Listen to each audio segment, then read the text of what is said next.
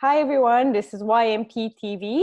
And as you know, we've been interviewing a couple of CEOs, mining executives, just to hear their thoughts on what's going on with COVID-19 in the market. And today we have Jon Bey, CEO of Standard Uranium.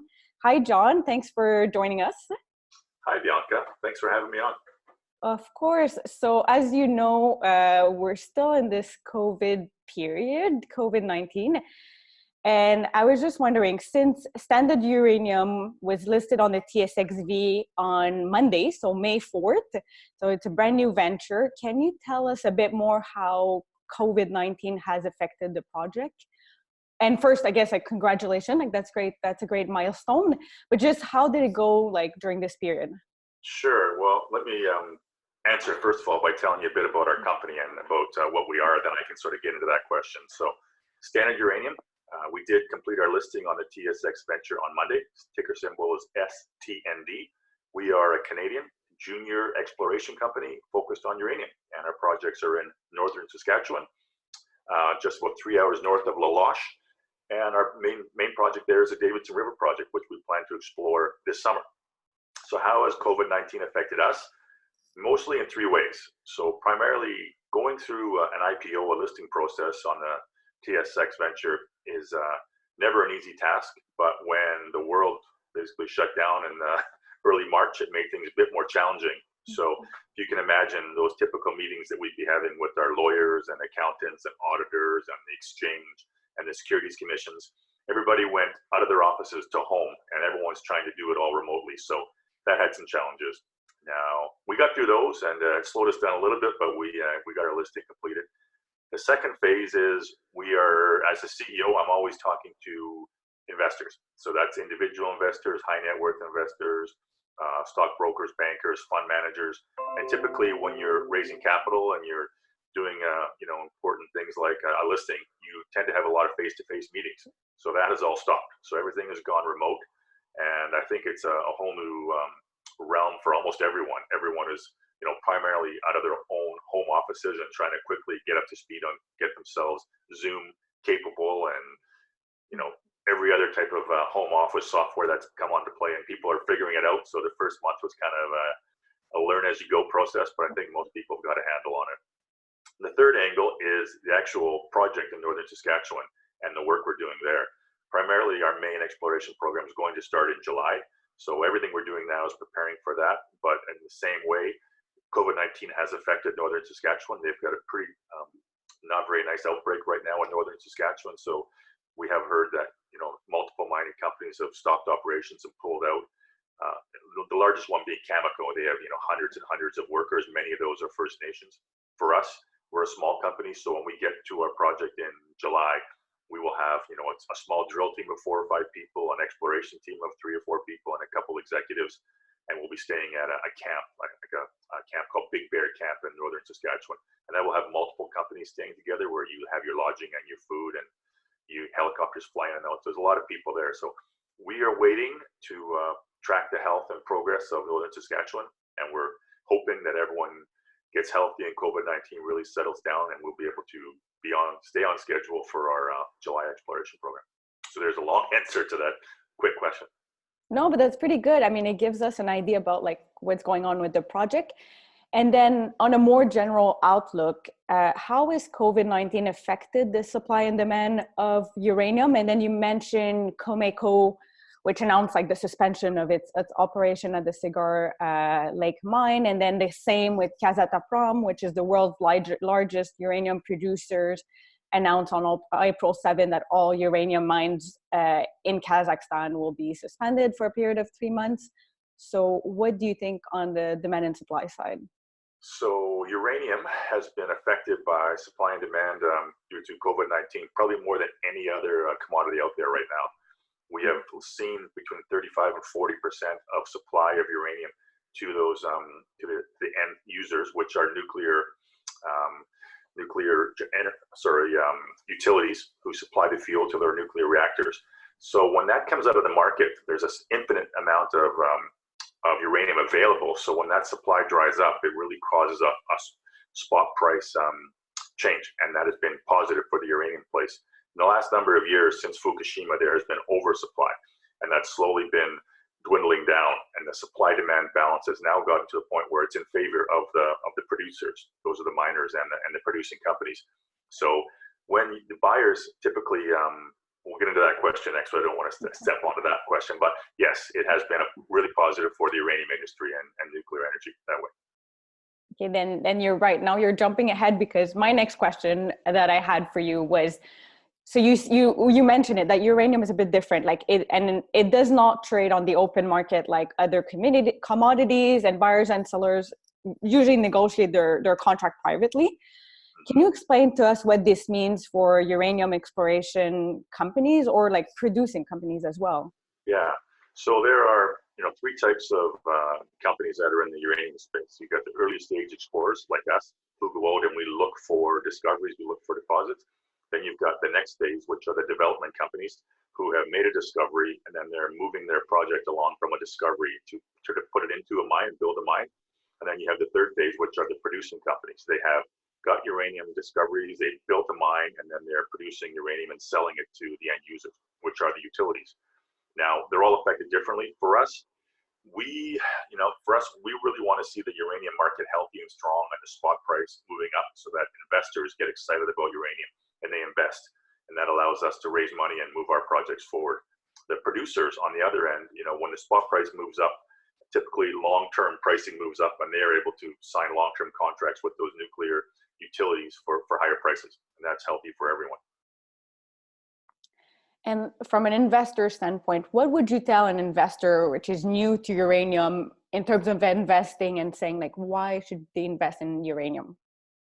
So I would say, like I tell all my friends and family and peers, if you want to really understand uranium, you really have to do your own homework. So start doing your research, start reading about, where is uranium used? And it's almost entirely for nuclear fuel. And how is that going to affect where the world is headed? Right now, you will see there's a real push for clean energy. There are only a few ways to produce carbon-free clean energy, and nuclear is actually one of the top, if not the top in the world. 20% of Americans get their energy from nuclear. In the world, it's over 10%, and the World Nuclear Association is pushing for that to get up above 25% by the year 2050. So there is demand for clean energy, and nuclear is a proven, safe method to produce carbon-free energy. So if you figure out that you like where nuclear energy is going, and you think there's going to be a demand, and you believe uranium is a place to be, then start looking at what are the types of investments you could be doing. Is it early stage exploration, like a company like ours? Is it the developers in the middle who have a discovery and are moving along? Or is it the producers who are actually producing and making money from selling the uranium?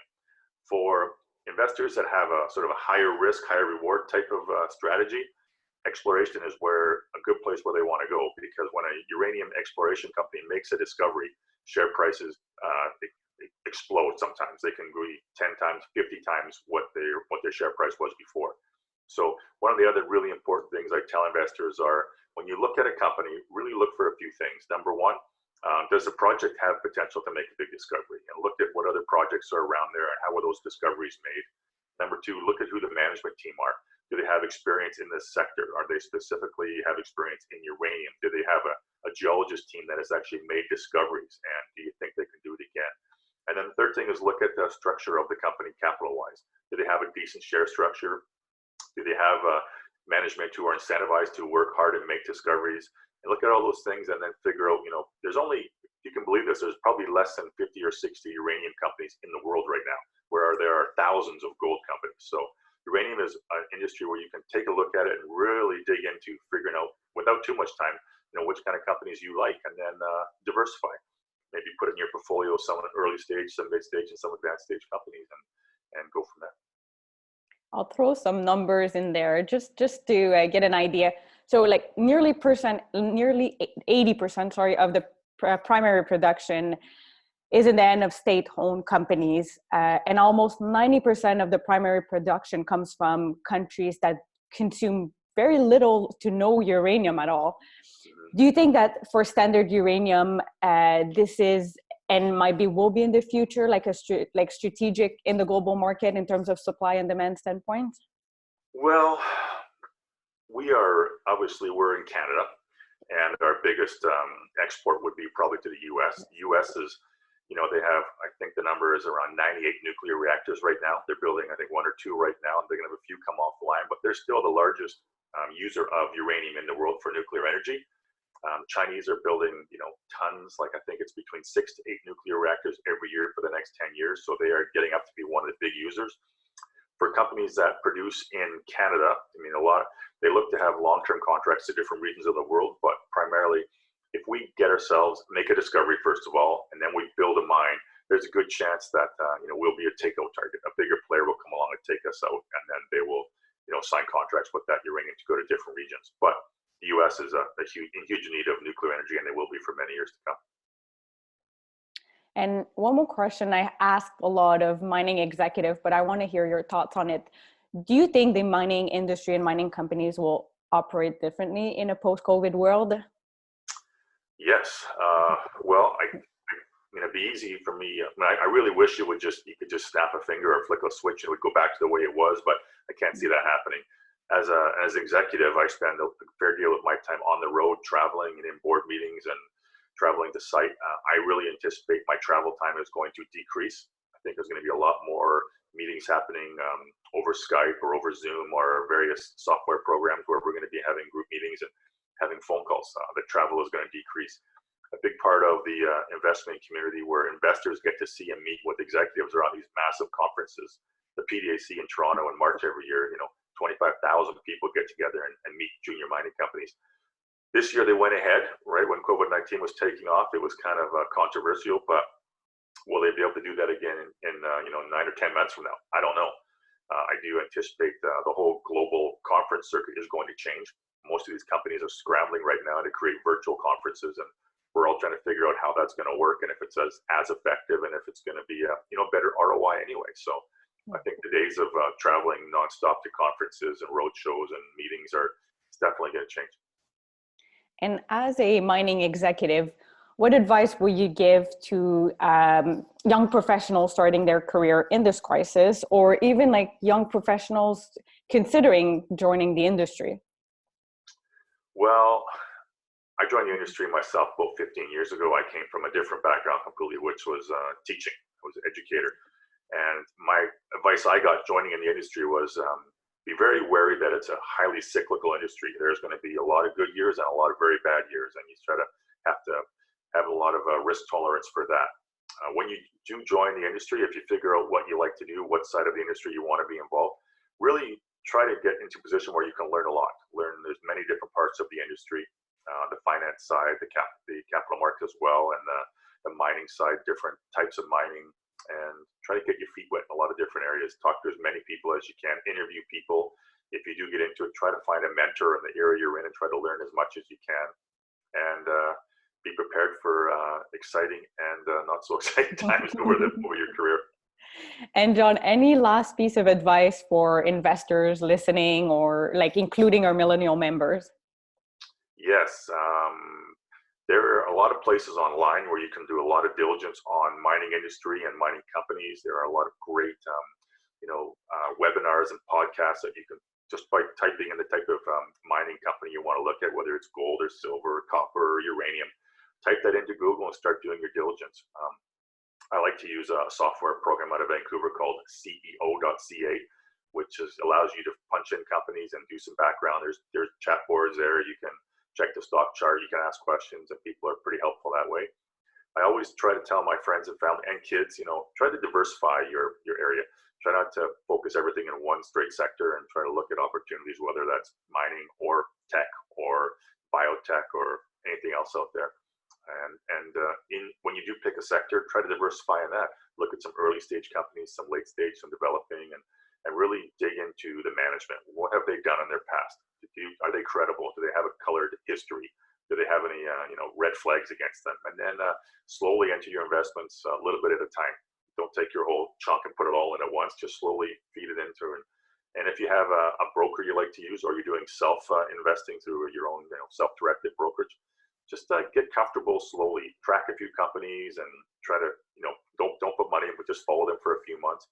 And I used to tell people, go to the investment conferences and meet with the executives. Go there and watch the presentations, listen to them, go meet with them face to face, ask them questions. and slowly figure it out and have some fun doing it. And if it's money that you've got as a nest egg, be careful with it, go slow and take your time. Well, thank you, Jon. That was very informative. And for our listener who has been listening to this series of podcasts, you know that YMP has been raising money, and we're now at $35,000 for our mining care initiative, which will give back to United Way in Greater Toronto for those who are in needs during this period of COVID-19, like students who lost their jobs and so on. So for our listener, you'll have more information on our website. And thank you again, Jon. I really appreciate. Well, thank you, Bianca. It's been a pleasure speaking to you, and thank you for reaching out to me. And it's been great to share the story of Standard Uranium. Thank you, and take care. You're welcome. Bye-bye.